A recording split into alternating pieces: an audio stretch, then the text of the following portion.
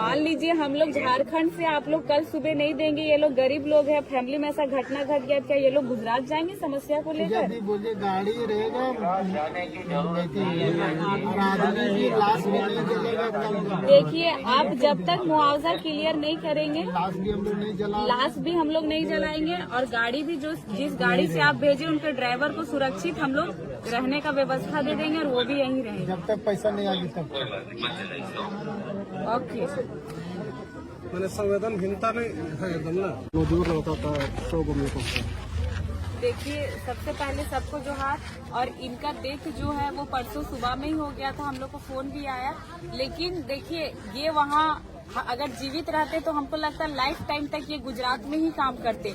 और फोन आया तो मुआवजा के लिए जब बात हो रहा है तो वो बोल रहा है 1 लाख देंगे, कभी बोल रहा है 1.5 लाख देंगे। और यहाँ के जो वर्कर थे, जो गुजरात में जितने भी झारखंड के वर्कर उस कंपनी में काम कर रहे थे, तो वो लोग बोले कम से कम 10 लाख दे दीजिए या 5 लाख दे दीजिए।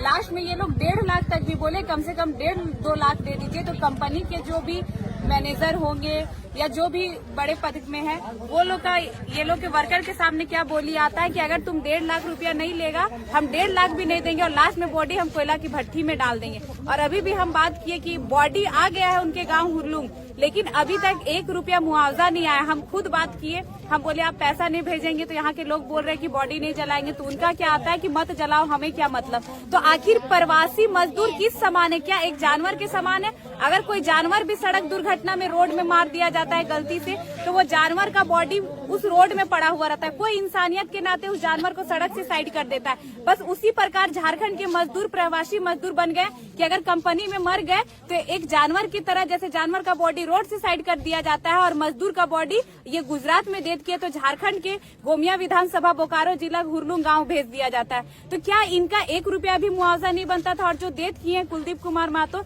इनके पीछे कोई नहीं है, ना इनका बड़ा या छोटा भाई है। इनके पिताजी भी पहले डेथ कर चुके हैं, अब इनके पीछे रह गई इनकी एक माताजी और 2 बहन। तो क्या उनकी दोनों बहन जबकि कुंवारी है, तो क्या होगा इनका घर का स्थिति आने वाले समय में? हम ये भी बोलना चाहेंगे कि बार बार अभी एक गोमिया विधानसभा का ये मैटर है, तो सोचिए कि पूरे झारखंड में या पूरे बोकारो जिला में प्रवासी मजदूर का कितना इस तरह मौत का खबर आता होगा। और जो उनके परिवार पीछे रह जाते हैं, मात्र 1 लाख रुपए और 2 लाख रुपए में उनके जाने के बाद पूरा जिंदगी उनको गुजारा करना पड़ता है। अगर हमारे झारखंड में ही जितने कंपनियां हैं उनमें जो 75% यहाँ के लोकल को रोजी रोजगार देने का जो बात होता है, अगर झारखंड के सभी कंपनियों में 75% यहाँ के लोकल को रखा जाए, तो मुझे लगता है कि एक झारखंड का बच्चा झारखंड से बाहर मजदूरी करने नहीं जाएगा। लेकिन झारखंड सरकार इस पे कभी आवाज नहीं उठाती है, या जो हमारे नेता रहते हैं इसमें कभी ध्यान नहीं देते। अरे आप ध्यान दीजिए, क्योंकि ये जो सिलसिला है मौत का, और एक बात बताना चाहते हैं, ये तो मौत का सिलसिला की प्रवासी मजदूर मर रहे हैं। अभी कुछ ही दिनों में, मात्र 10 दिनों में, 15 दिनों में कम से कम 4 बस गोमिया विधानसभा के भाई लोग लापता है। इन कुछ का तो पता चल जाता है, डेथ कोई गुजरात में लापता है, कोई कोलकाता में लापता है, कोई मुंबई में लापता है। जो लापता है उनका कोई खबर भी नहीं आ पाता है।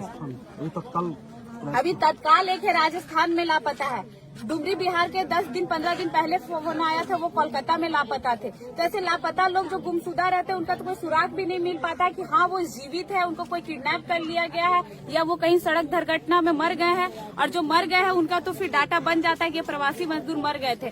तो यहाँ के सभी लोकल नेताओं से मेरा नम्र निवेदन होगा, झारखंड सरकार से नम्र निवेदन होगा कि हमारे झारखंड में बड़े छोटे कंपनियों की कमी नहीं है, और हमारे यहाँ के मजदूर मात्र 10,000 15,000 कमाने अपने परिवार को छोड़ के झारखंड से बाहर जाते। तो आप ध्यान दें कि यहाँ की लोकल कंपनी 75% जो है यहाँ को लोकल के रखे, तो झारखंड का एक भी बच्चा 10,000 कमाने के लिए अपने परिवार को छोड़ के मौत के मुंह में नहीं जाएगा।